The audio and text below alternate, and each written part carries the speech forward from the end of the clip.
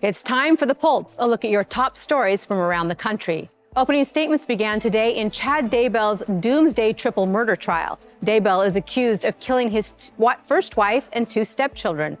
Prosecutors say Daybell and his second wife, Lori Vallow, believed they had to rid the world of zombies and prepare for the biblical apocalypse.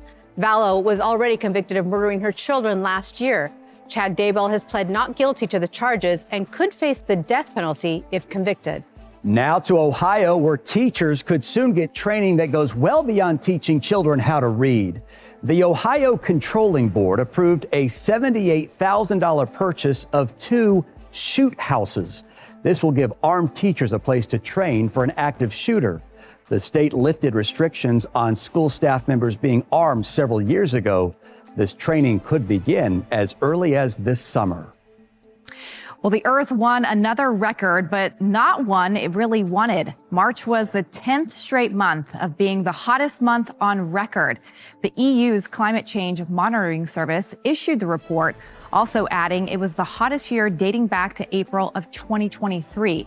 Scientists say human-caused greenhouse emissions drove the warmer temperatures, as well as certain weather patterns, such as El Nino, which warmed waters in the eastern Pacific. And some much-needed relief may soon be on the way. President Biden hinted at an executive order similar to how former President Trump handled our border. It would restrict how many migrants can apply for asylum at the border, effectively shutting it down. The plan is still in the works. The White House is trying to work around needing approval from Congress. A decision is expected by the end of the month.